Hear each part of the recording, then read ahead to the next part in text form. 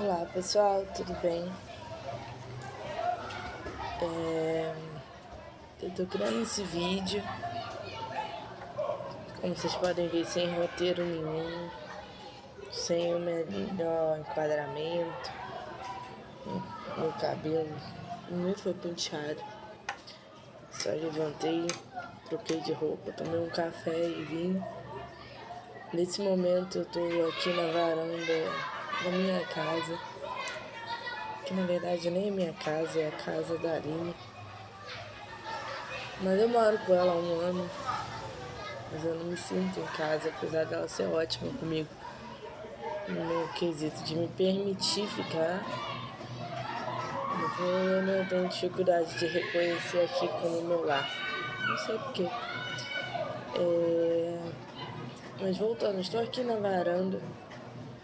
Uma varanda que eu gosto muito. Nesse momento tá caindo a tarde. São 5 horas da tarde. É uma tarde friazinha, do jeito que eu gosto de frio. Acho que devido às minhas raízes. Enfim, tô fazendo esse exercício de descrever a cena para tentar me trazer para o momento presente, até para conseguir criar coragem de externalizar. Nesse primeiro momento eu nem sei se eu vou ter coragem de expor esse vídeo. Hoje em dia eu tenho visto muito algumas trends nas redes sociais, onde as pessoas expõem esses vídeos chorando, vídeos de sobrepeso, vídeos chapados, vídeos pesados, sabe? Vídeos reais, mas vídeos das sombras, dos bastidores, mas elas expõem quando elas já superaram esse momento, né?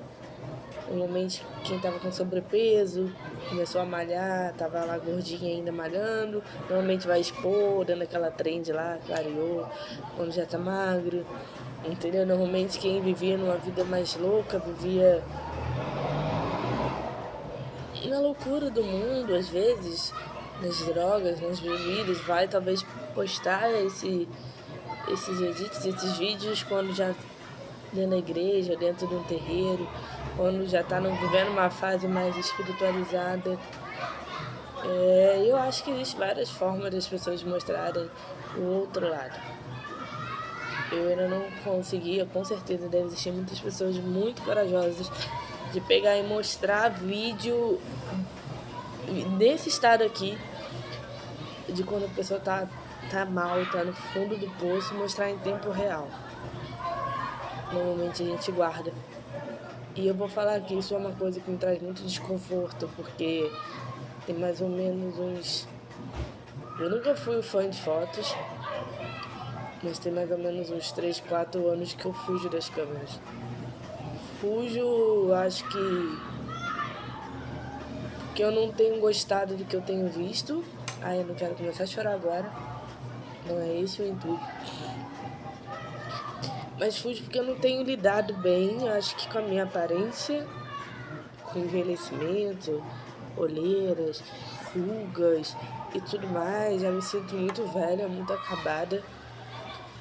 Meu cabelo também, tudo. Mas principalmente nos últimos 2 anos, em razão do meu peso. Eu engordei muito, iniciei um relacionamento. Não vou entrar no mérito aqui se é um relacionamento saudável ou tóxico, sabe? Eu ainda não tenho condições de discernir isso, também não quero demonizar ninguém. Também porque esse tóxico pode ser da minha parte também, então eu prefiro deixar somente como, nesse primeiro momento, como um relacionamento. E um relacionamento que, no geral, como qualquer outro, não é fácil, é desafiador, e eu engordei. Eu não acompanhei, mas eu acho que eu engordei uns 20 quilos, provavelmente uns 20 quilos, 20 e pouquinhos quilos. E isso tem me feito, não vou dizer que talvez tenha uma distorção demais, eu não vou usar termos técnicos, porque eu não sou profissional da área, posso talvez ter lido, mas eu acho que eu não tenho direito nem condições de avaliar se é de fato esse o caso. Mas tem me feito me sentir muito triste, ficar minha imagem. Triste ao ponto que eu não consigo tirar uma foto e gostar. E eu sei que muitas pessoas passam por isso, de tirar várias fotos ao gostar de uma, às vezes uma de cabeça para baixo, uma cheia de filtro, uma de lado, mas no meu caso eu não consigo gostar de nenhuma, não consigo postar nenhuma. Eu já passei Natal sem registrar foto, tá com a minha família, e é como se eu nem estivesse lá. E assim eu tenho vivido, talvez, as poucas vezes que eu saio eu não tiro foto. E isso, por um lado, me entristece, porque parece que eu tô me apagando do mundo. Porque hoje em dia, assim, parece, né, as imagens, os vídeos, são uma forma de a gente registrar que a gente tá aqui. Não tô falando de vídeo montado, eu tô falando de vídeo real, que nem agora. Isso tá marcando um momento da minha vida que eu espero que talvez no futuro eu consiga olhar e falar, caraca, que coragem que ela teve na época de mostrar isso. E antigamente a gente revelava as fotos, a gente tinha álbuns de fotos, né? Era interessante mostrar para as crianças, mostrar para os adolescentes e tudo mais. Hoje nós temos facilidade, nós podemos tirar foto de tudo pelo próprio celular, a gente não revela, a gente conta tudo com a nuvem. Mas cada vez menos a gente tem interesse de vamos juntar todo mundo e tirar foto, cada um tira foto só de si. E aí nesse processo de individualização da foto, se a pessoa não estiver na sua melhor versão, como é o meu caso, ela nem é foto de si ela tira. Ela literalmente se indisponibiliza para o mundo, ela se apaga no mundo. E eu acho que é assim que eu tenho me sentido como um todo. E esse problema que eu tenho falado afeta muito além do que a mera foto. Eu, ao longo de toda a minha vida, lutei contra alguma coisa que eu tenho. Que eu não sei o que é. Já tentei discernir, não sei se é um problema espiritual. Já tentei levar para esse lado. Durante anos da minha infância, minha família, por parte de pai, é muito católica. Era, né? Porque muitas delas se foram.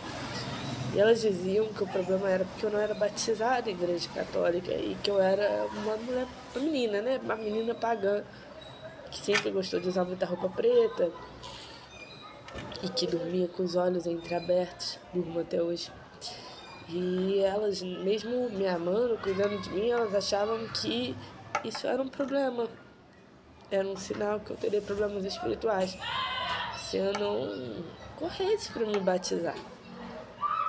Em contrapartida, minha família por parte de mãe, que era por quem eu era criada de fato, que a família por parte de pai, eu passava somente período de férias. Eu peço até desculpa pelo barulho externo, tá, gente? E a família por parte de mãe era evangélica, a minha tia era obreira da Universal. Não vou nem entrar nesse mérito de criticar, eu acho que não é o intuito. Eu também tenho que respeitar quem ainda faz parte. Eu não vou tecer críticas, mas naquele momento era a nossa realidade. Minha tia, que era uma tia matriarca, nós morávamos de favor na casa dela, eu e minha mãe e essa tia, que já era senhora. E nós vivíamos em prol da igreja, porque minha tia era obreira, mas ela era responsável também por lavar a camisa do pastor, passar. Ela preparava também os pães da Santa Ceia. Ela era contratada, carteira assinada para ser faxineira da igreja, então ela também limpava a igreja, limpava os sanitários e tudo mais. Então ela fazia as funções dela como funcionária e como obreira. E a nossa família tinha que seguir esse mesmo ritmo, porque morávamos de favor. A minha mãe até aquele momento era órfã, não conhecia a mãe biológica, que tinha sido deixada no hospital, nunca conheceu o pai e teve a sua criação criada por tias em vários momentos da vida. E aí, assim que fez a maioridade, permaneceu morando com essa tia matriarca, que eu falei, que era obreira. Aí acabou tendo filho, que só piorou a situação. Por meios polêmicos, mas também não veio ao caso. E a vida era essa, minha mãe era muito guerreira, me levava à creche, acordava de manhã, a gente ia a pé, na maioria das vezes, descia o morro a pé, cedinho, cedinho. Minha mãe me deixava a creche, ia para casa de família, às vezes me buscava da creche, voltava para casa de família quando eu não tinha terminado o serviço de cozinhar e tudo mais. Quando ela terminava, a gente ia para casa.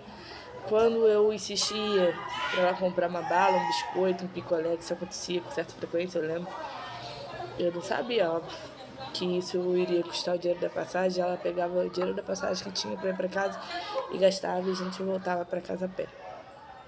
Conversando, cantando, cansados, mas essa era a nossa rotina. E dentro de casa era uma luta, porque minha tia, por ser extremamente religiosa, não concordava com a forma como minha mãe se vestia. Então, para ela não existia o fato, não era aceitável minha mãe usar calça jeans, skinny, calça jeans colado, usar uma calcinha menor do que era, talvez uma calcinha que uma idosa usaria.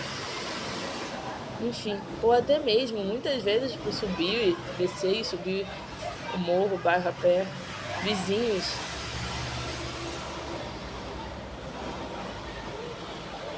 se compadeciam da nossa situação e nos ofereciam carona para casa, nos deixava próximo de casa.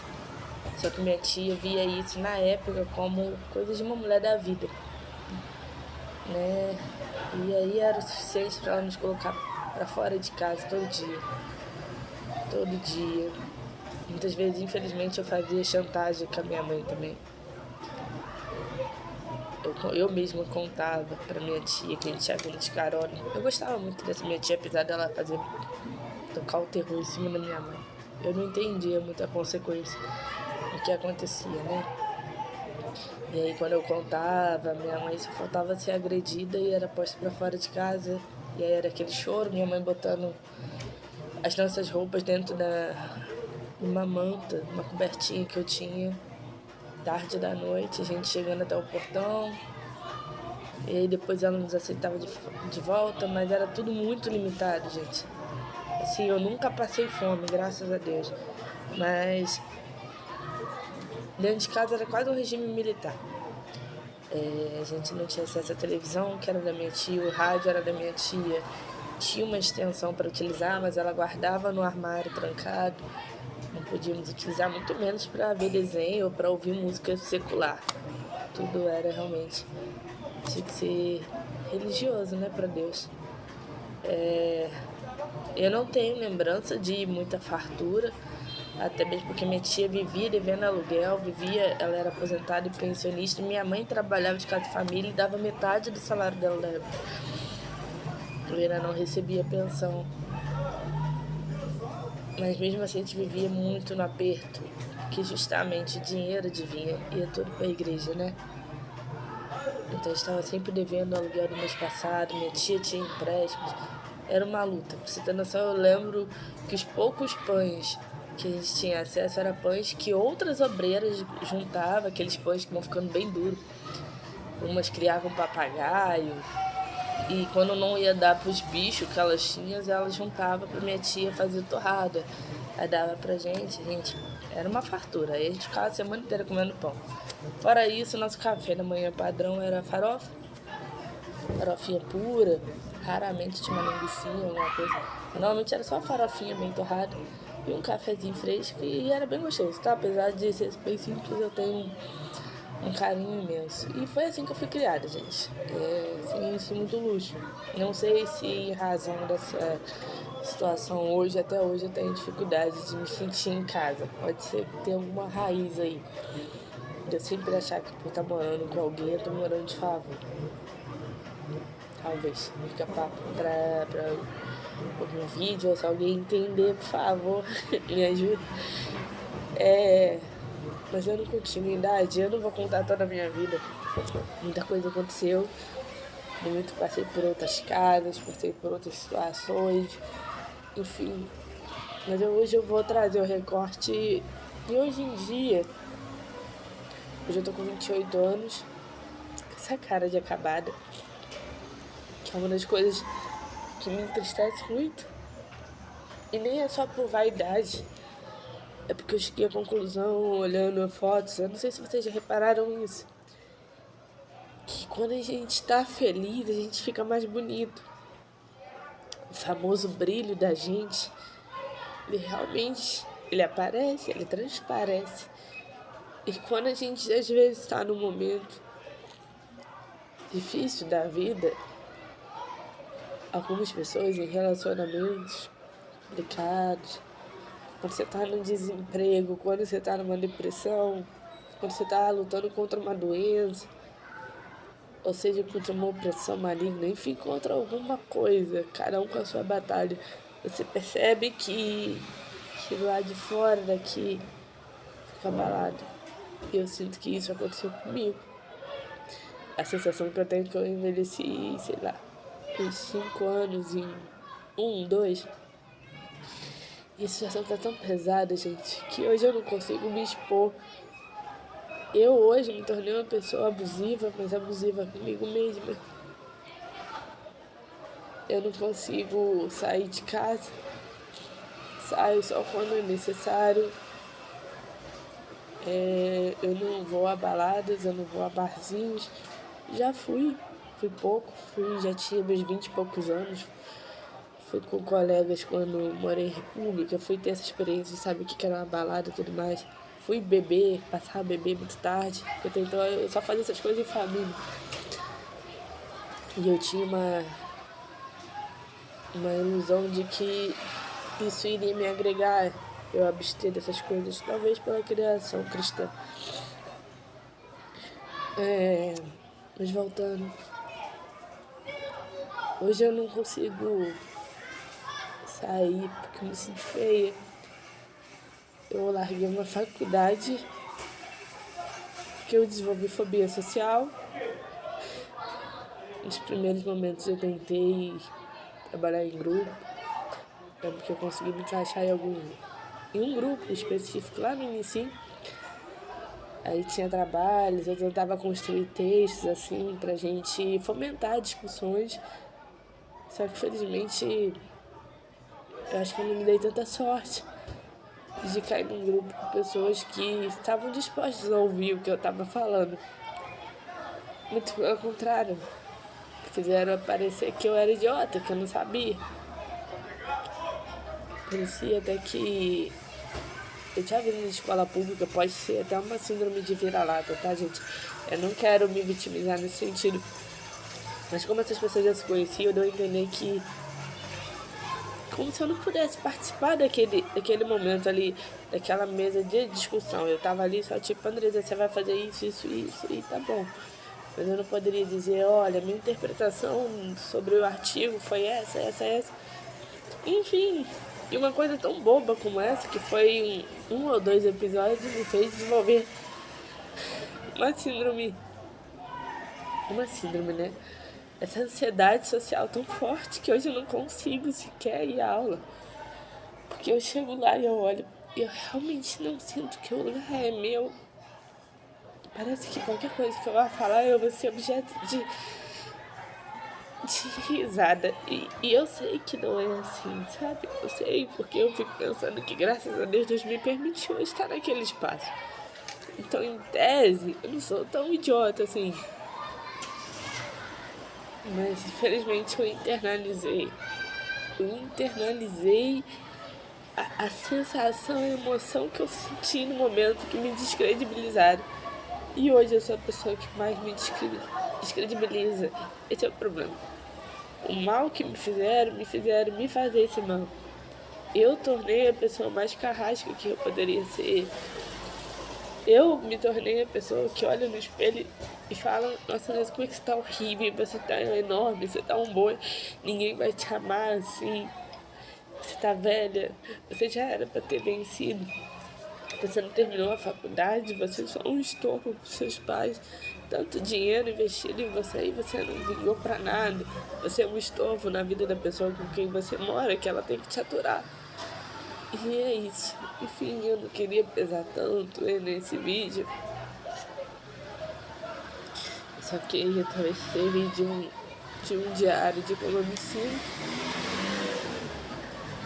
nesse exato momento eu tô desempregada, eu já tive algumas oportunidades boas, graças a Deus, na faculdade. Eu consegui fazer um estágio de 1 ano e meio no Tribunal de Justiça, um estágio remunerado, no gabinete de um magistrado. Eu pedi para sair, faltando 6 meses, porque eu consegui passar num outro estágio no Ministério Público do Trabalho. E mesmo gostando muito do estágio onde eu estava, no tribunal, eu aprendia muito, tinha um bom supervisor, tinha um bom convívio com os meus colegas, apesar que era bem desafiador assim para mim. Muita coisa que eu lidava ali eu não tinha aprendido na faculdade, mas era um ambiente bom. A gente recebia incentivo, recebia livros. Eu fui muito feliz lá, mas eu optei por sair, porque eu imaginei que iria agregar ao meu currículo, ter um pouco de experiência em uma outra área. E também porque eu tinha ainda que a faculdade era o momento de testar, para que quando chegasse o momento final eu tivesse claro aquilo que eu queria fazer. Eu entrei na faculdade com o sonho de ser policial, ser delegada. Amava direito penal, só que, estagiando com direito civil, passei a gostar do direito civil. E queria entender um pouco como que era o direito trabalhista. E aí eu fui no Ministério Público do Trabalho, fui estagiar com um procurador que foi maravilhoso, super compreensível. Ele sabia da minha timidez com câmera, da minha dificuldade de falar, e ele foi muito, muito humano. Ele conduzia as audiências, ele nem exigia que eu falasse, eu só lavrava as atas, eu fazia algumas análises, enfim, não posso entrar em tanto detalhe, mas ele foi super empático. Também conheci uma analista maravilhosa.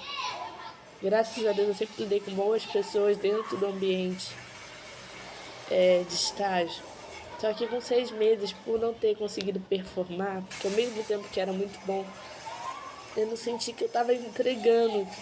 Eu também não tinha tido estudado direito do trabalho. Então eu senti que eu estava só indo, não estava desenvolvendo mesmo, não estava entendendo muito. E também não estava conseguindo ir à aula, lembra? Eu conseguia fazer as disciplinas e passar as disciplinas cuja metodologia só cobrava a prova.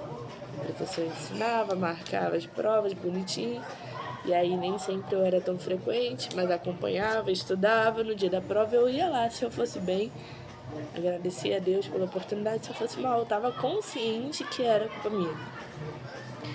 Agora era a minoria essas disciplinas, a maioria das disciplinas eram pautadas em dinâmicas em grupo, estudo dirigido, que era meu pesadelo.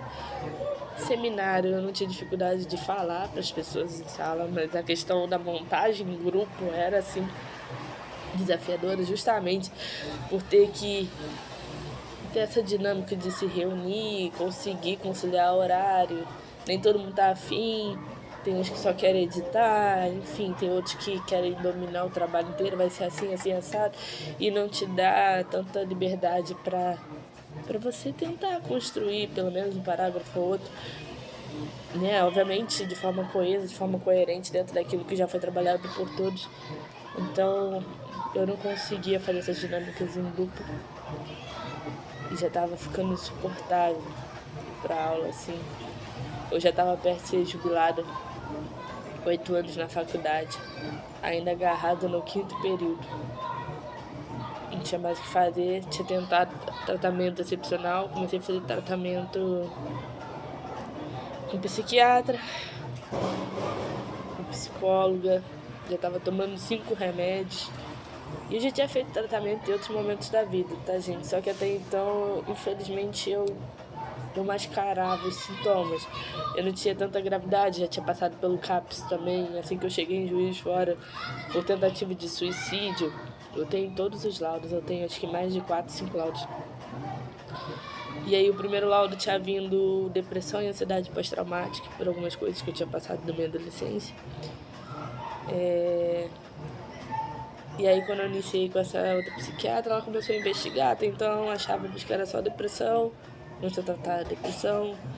Depois ela percebeu que a minha mente é muito acelerada, como vocês podem ver. Eu realmente penso muito, gente, penso muito. É muito difícil estar na minha mente. Eu planejo, não é nem que eu planejo, eu tento adivinhar o que os outros vão falar, eu tento adivinhar como é que vai ser amanhã, eu tento adivinhar quais são as consequências de tudo que eu fizer. Eu abro 50 mil abas, então eu não consigo dormir, eu fico ensaiando, eu volto no passado, me culpando. Enfim, ela me encaminhou à terapia para investigar uma possível TAB. Na verdade nem era TAB, era TAG, que é o transtorno de ansiedade generalizado. E aí eu consegui iniciar meu tratamento com uma psicóloga maravilhosa, muito boa mesmo, só que infelizmente meu plano só liberava meia hora. E era bem difícil, gente. Consegui organizar as ideias para falar em meia hora. Vocês estão vendo aqui, já tem 25 minutos que eu tô dando uma volta. Imagina se eu conseguir aprofundar. Mas eu ia certinho. Só que eu senti que toda vez que eu ia, parecia que eu tava igual. Eu não sei se meu cérebro criou algum tipo de defesa para mascarar. Eu não sei se eu me fechei. Eu não sei exatamente o que estava acontecendo e eu saía pior.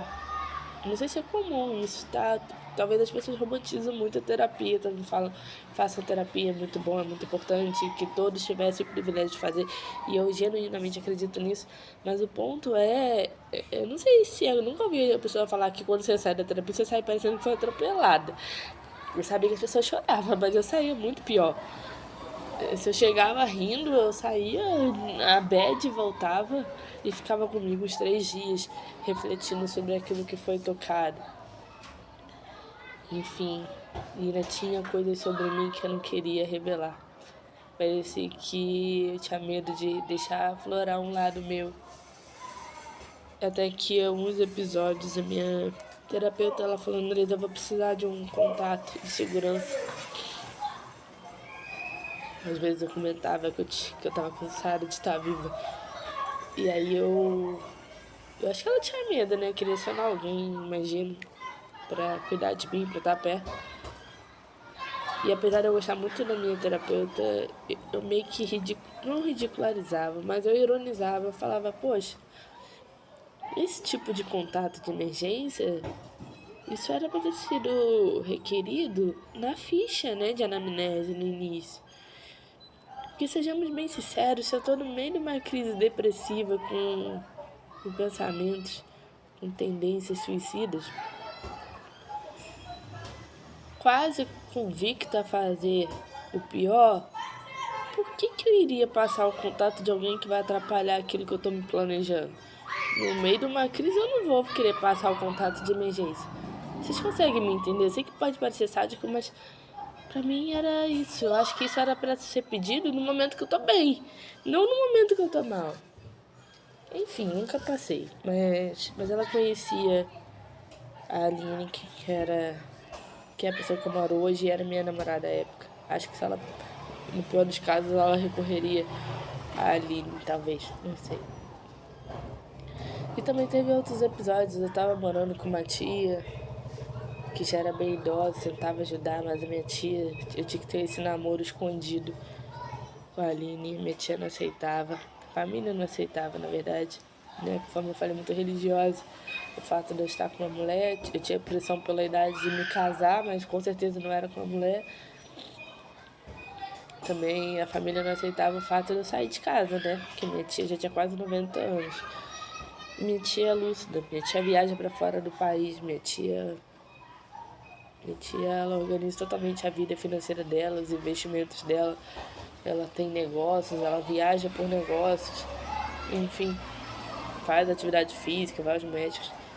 Eu morava com ela mais para auxiliar, para servir de companhia, para ensinar a cidade que ela não conhecia. Obviamente, quando ela tinha dificuldade de estar marcando uma consulta, ela foi ao médico, precisa fazer um exame, eu buscava fazer isso por ela. Pra mim era mais fácil lidar com as redes sociais, com a internet, né? E cuidar da casa, e cuidar e comprar alguma coisa que precisava. Eu tava ali mais como um acessório, mas jamais para interditá-la, ou para pretender administrar o dinheiro, ou dar algum como talvez até muitos da família achavam que é o que eu ia fazer. Ai, gente, eu sei que eu já tava muito feliz naquela vida toda, muita pressão. E aí, tava tendo muitas crises, ficar o dia inteiro no quarto. Até um dia que eu resolvo ir pra minha cidade, ver minha mãe, ir de carona, e o carro quebra. E aí eu sou obrigada a voltar pra casa. Aí eu volto pra casa, cumprimento minha tia que tava em casa e vou pro meu quarto. Deixo a porta aberta, que eu tava ainda pensando se eu ia desfazer a mala ou se eu ia seguir viagem. Até que eu ouço minha tia falar no telefone com um primo meu que morava em São Paulo. Começa a falar horrores a meu respeito. Começa a falar que eu era negativa, que eu era suicida, que eu não falava com ela, que ela não suportava viver com alguém do jeito que eu era e que eu era assim, a culpa era da minha mãe, que já tinha tido 2 relacionamentos diferentes, né? Ela falava que com minha mãe, ao longo de toda a minha vida, já tinha tido 2 parceiros diferentes. Ela falava que isso fazia com que eu não tivesse uma identidade paterna. E nesse meio tempo eu ainda estava com processo de pensão. Eu sei que é uma questão que vai ser talvez hiper julgada aqui. De fato, eu recebi a pensão aos 27 anos. Mas eu já tinha conversado com meu pai, a gente ia entrar com ação de exoneração de alimentos justamente em razão da idade. Eu não me sentia tão culpada porque realmente eu estava passando por isso tudo na minha cabeça e eu estava gastando muito com remédio, com sertralina, bupropiona, com paroxetina, com carbolítio. Tava indo dinheiro tudo assim. Mas eu entendi que realmente a gente cresce não é pra ficar sendo um parasita do nosso pai, da nossa mãe. E aí a gente estava nessa discussão e essa minha tia mesmo era contra eu abrir mão da pensão. Ela falava que eu tinha um direito e que eu deveria brigar. E, curiosamente, nessa ligação que eu acabei ouvindo, que ela tem problema de audição, acaba falando um pouco mais alto do que o normal. Ela falando que eu era oportunista, que eu estava explorando meu pai, que eu estava brigando por um direito que não era meu, que eu tinha pedido para morar com ela, sendo que eu já estava 7 anos aqui nessa cidade. Eu morava em República, eu já tinha casa, já tinha trabalho, já tinha faculdade, mas ela deu a entender como se eu precisasse dela, eu tivesse implorado. Ela também tentava insinuar, né, que eu precisava passar por um padre, por um exorcista, enfim, falou horrores da minha mãe, de mim. E aquele dia foi a gota d'água pra mim. Eu pensei, nossa, eu queria morar sozinha há muito tempo, mas até então eu não queria abandonar ela, né, uma pessoa idosa. Mas já que eu tô sendo um estorvo, a pessoa que você se dedica, assim, você acha que tá acrescentando, e na verdade eu tô sendo um pé no saco de alguém, né? E aí eu tenho gravação desse dia, depois por ela terminar a ligação. Acho que foi Deus que fez com que o carro da carona desse problema naquele dia e me fizesse voltar pra ouvir. E eu chamei pra conversar na sala, eu falei, tia, benção, tudo bem? Queria conversar com a senhora.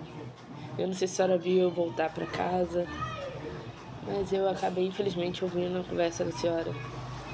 E alguns pontos da conversa me magoaram muito. Eu falei, eu não tô aqui pra cercear o seu direito de pensar, de opinar. Eu acho que cada um fala o que quer. Eu acredito muito na liberdade, ainda que me desagrade. Acho que a gente é livre.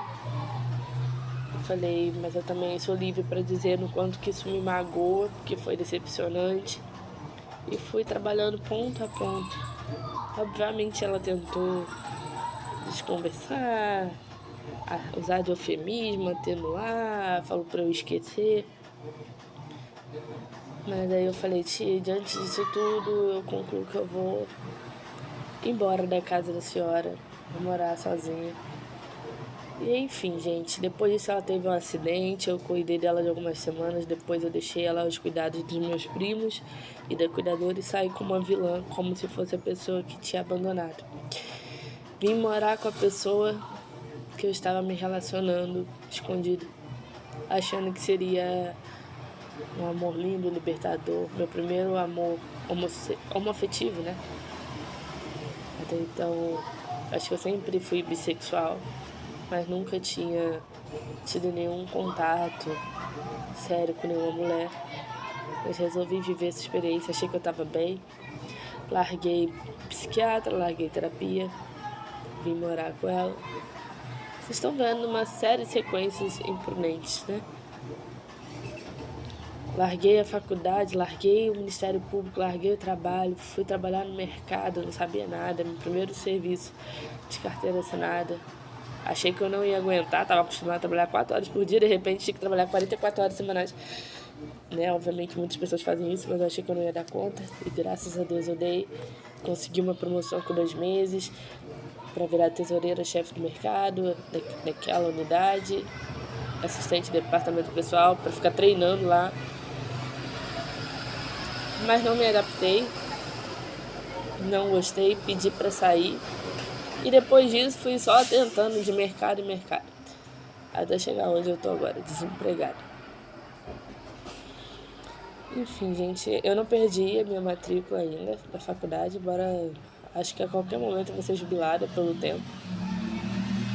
Mas hoje, como eu moro, né, com a minha ex-namorada, a gente terminou,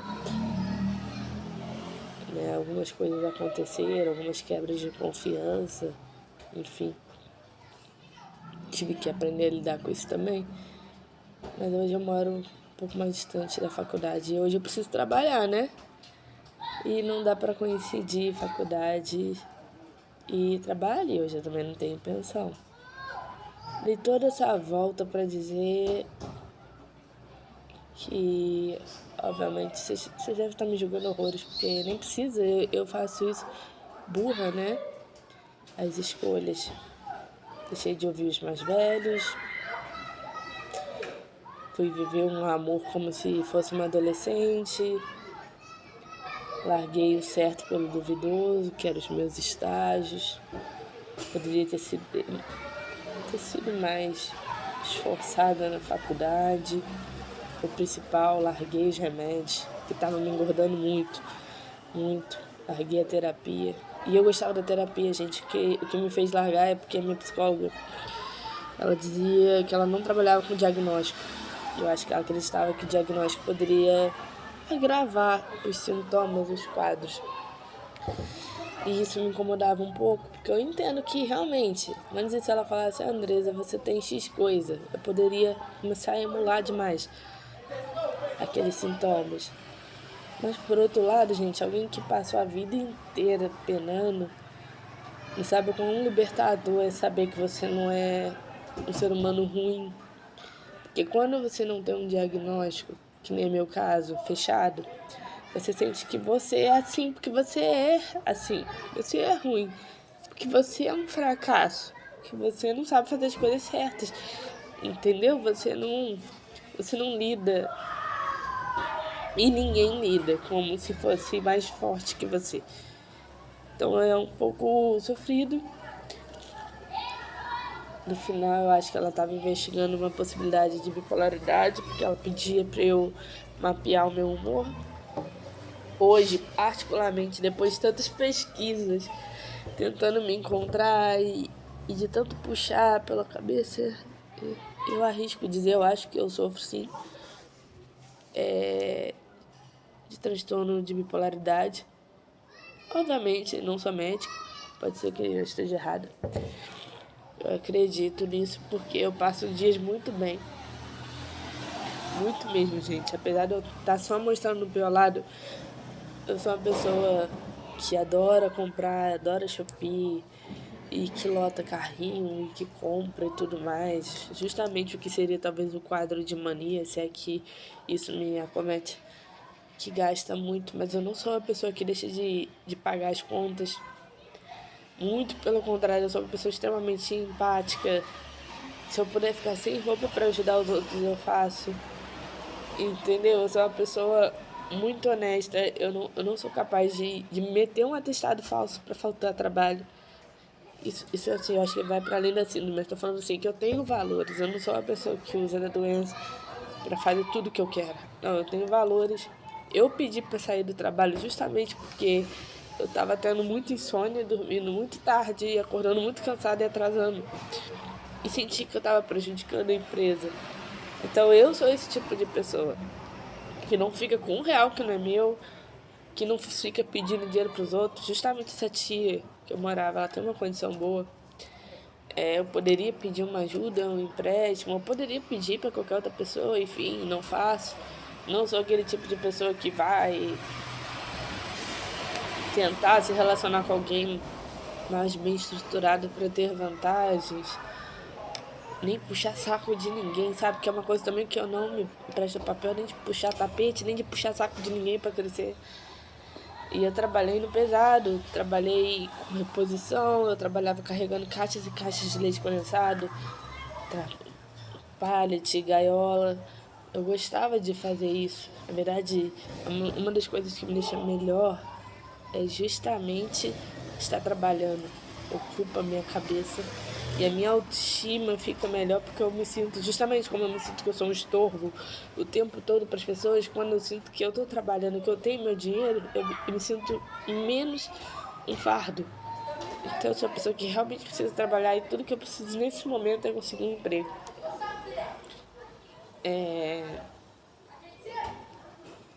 Tô criando esse vídeo só como um desabafo, não quero deixar ninguém triste. Confesso que muitas e muitas vezes me dá vontade de não estar aqui, quase todo o tempo. E aí, o único motivo que eu não faço é justamente eu penso a questão espiritual, penso na perda da salvação, apesar de eu hoje não ser mais evangélica. Eu não frequento nenhuma religião específica, mas hoje eu tenho mais afinidade com a Umbanda, mas eu não deixo de acreditar em Cristo, enfim. Eu tenho principalmente minha própria religião, faço minhas orações, ouço meus louvores, quando eu quero ouço meus pontos, acendo minha vela longe da guarda. Eu vivo assim, mas não tento pregar isso pra ninguém. Mas eu penso assim no pós-morte. E também penso muito na minha mãe. Sabe, foi a pessoa que mais investiu dinheiro, tempo, que eu queria muito dar certo. Só pra honrar ela, sabe? Ela também passa muita coisa. Muita coisa. E eu gostaria muito de... um dia vencer e ter condições de aliviar as cargas dela, porque ela já sofreu muito. E eu acho que, mesmo achando que eu não sou lá inesquecível, substituível, porque eu acho que ninguém é, eu acho que ela seria de fato a única pessoa que sentiria um pouco a minha falta. Já que ela não se sente muito amada por ninguém, mas eu sou muito, muito, muito, muito apaixonada pela minha mãe. Então só por ela eu me esforço pra estar aqui. Mas Deus sabe o quanto difícil que é. E enquanto eu estiver assim, sem emprego, eu também não consigo pensar em amor. Eu sou um pouco demissexual. Eu não consigo me relacionar com as pessoas por relacionar. E, por exemplo, eu tô no Tinder e tudo mais. Às vezes eu sinto falta de ter alguém conversar, mas por não ter emprego, eu tenho vergonha de conversar com as pessoas. Porque eu realmente acho que se você não tem dinheiro, você vai ter relacionamento pra quê, né? Vai resolver sua vida primeiro. Eu concordo com isso. Mas até quando eu tenho emprego, às vezes trabalhando como operadora de caixa, eu me sinto vergonhada.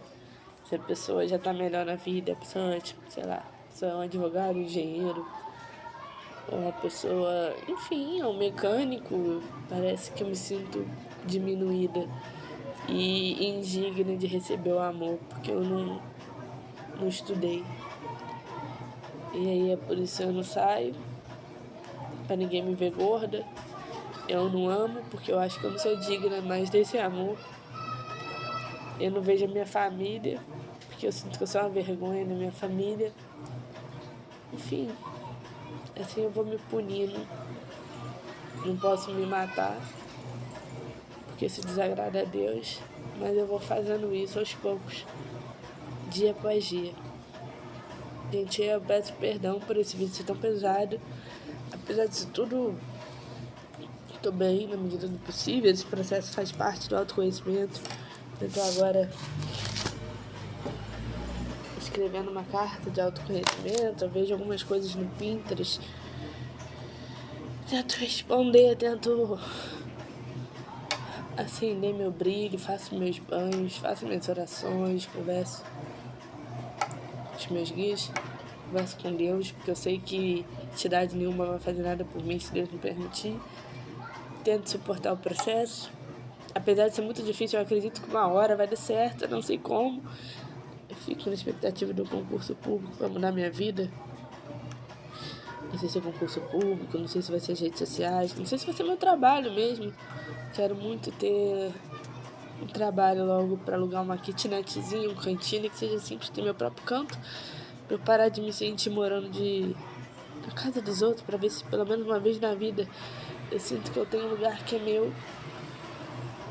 E quem sabe depois disso tudo conseguir trabalhar, conseguir ter um cantinho, talvez fazer uma atividade física que eu gosto. Queria fazer talvez jiu-jitsu para canalizar essa intensidade, talvez voltar para uma terapia.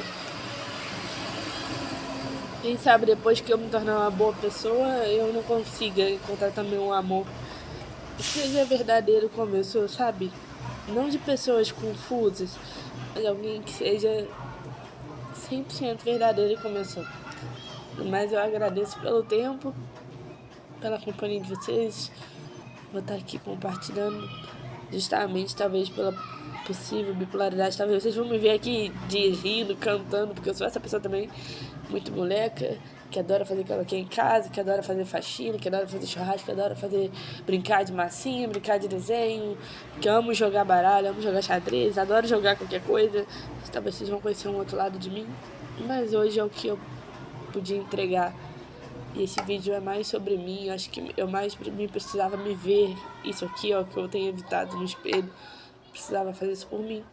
Mas se por algum momento alcançar alguém, apesar de eu não ter nada para ensinar, mas se servir de consolo a alguém que talvez se sinta minimamente parecido, também já vai ter valido o meu dia, tá, gente? Eu não vou fazer nenhum corte, eu nem sei fazer isso. Peço desculpa por todos os barulhos externos, pelos erros de português, pelas falhas. Obrigada pelo tempo.